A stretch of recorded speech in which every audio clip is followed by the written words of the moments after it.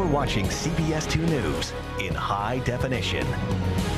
For many women battling cancer, losing their hair is what they fear most. You'll look okay. It'll be okay. Coming up, we're going to show you a new kind of wig that helps cancer victims build self-confidence. Susan G. Komen for the Cure started as a promise between two sisters to end breast cancer forever. To celebrate their strides, Ford presents this passionate about pink moment. Anyone experience any degree of hair loss, we design wigs, hair pieces, so when she looks in the mirror, she sees herself again. And you can look at yourself every day and say, I can do this. This passionate about pink moment is sponsored by your Tri-State Ford dealers. Drive one. Also, being diagnosed with cancer, many patients fear losing their hair. See why there may not be anything to be afraid of anymore.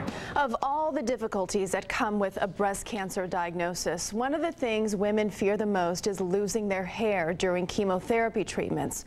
But today, more than ever, women have options.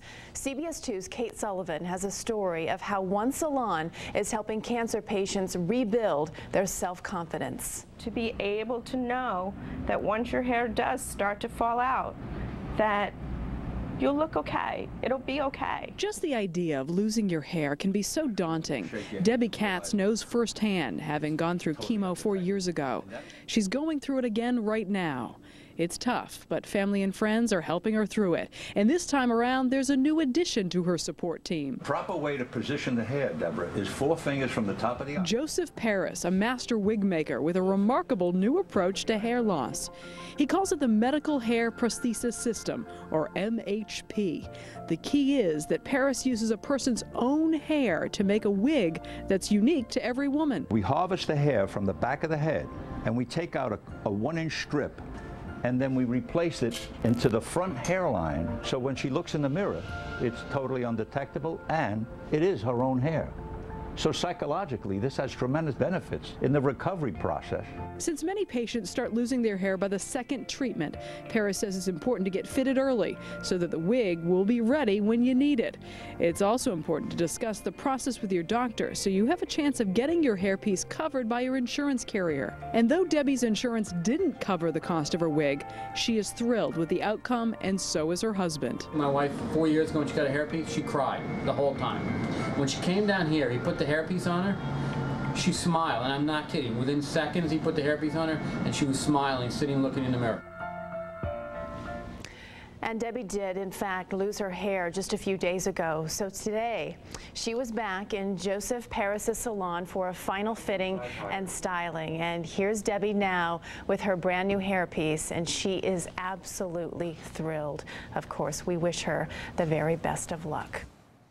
Originally, we were sitting in the doctor's office waiting for my first chemo, and a young woman was sitting across from me with this beautiful head of hair. She had it up in a bun, and it was all nice, and it was pretty, and the color was beautiful. And I said to Dave, that's a wig. And he said, no, it's not. And I said, yeah, it is. He said, no, it's not. I said, yeah, it is. You're sitting in a chemo office, so you kind of know. The only reason why I knew is because she checked to make sure that she was intact. Then we go into the chemo room, and I said to her, I only know that's a wig because we're sitting and having chemo, so I know you don't have any hair. She says, isn't it beautiful? I said, it is beautiful. She said, do you want the name? I said, sure. So she said, I got it from Joseph Paris. He's on Madison Avenue in Manhattan. Here's the number. Call him. Tell him that Janine said, you know, that you saw me. And I called right away, and the phone call was lovely. Joseph was absolutely understanding, kind, compassionate. Being that this is my second time, and I knew what I was going to go through. I knew it was going to start shedding. I knew that it was going to start falling out. I knew how long I was going to be without hair. And everybody was so kind and understanding and helpful. And now I have this hair that I can put behind my ears because my hands are always in my hair. When I'm work, I have an earpiece, so it's tucked right behind my ear. Nobody knows that it's a wig. Everybody says, oh, you look so beautiful. You haven't lost your hair this time. I said, yeah, it's a wig. So I came home on Friday and I decided to leave the wig on for the night, and I put it up in a ponytail like I always do. I took it up and put it up in a ponytail, and in the morning I woke up and my daughter was there and we were having a whole conversation about her day, about her night. She went out Friday night, about her going back to college, and we're close to close. We're face to face having a conversation, and then I said to her, so Shell, what do you think? She says, well, why did you get your hair done? That was silly. You're going to lose it. And I said, Shell, I didn't get my hair done. She said, but it looks so great. I said, it's a wig, Shell.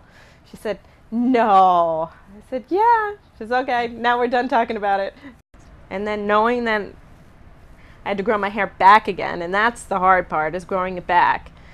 And the thing that I'm looking forward to, one of the things I am looking forward to, is the clips that you showed me.